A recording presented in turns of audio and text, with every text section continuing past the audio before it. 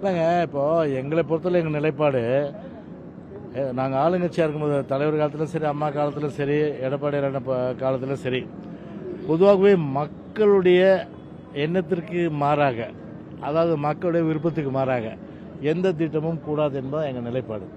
மக்கள் அங்கே எதிர்க்கிறாங்க.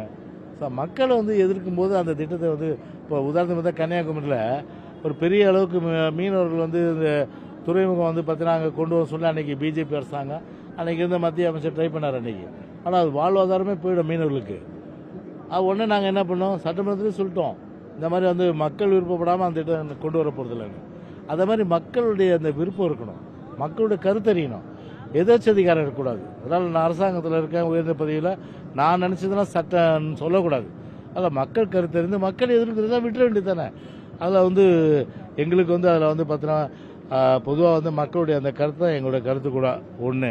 ரெண்டாவது, அவரை பொறுத்தவரை தாவேக்காவுடைய தலைவர் அவர் போய் பார்த்துருக்காரு, அது ஒரு நல்ல விஷயம்தான். அதுக்கு பதில் சொல்ல வேண்டியது இந்த ஆளும் ஸ்டாலின் மண்டல அரசாங்கம் தான் பதில் சொல்லணும். அது வேற என்ன, அவர் மக்கள் கிட்ட கலந்துரையாடாம வேன்ல பேசிட்டு அதிகமாக கூட பேசாம அதிகபட்சம் 15 நிமிஷம் பேசிட்டு போனார்.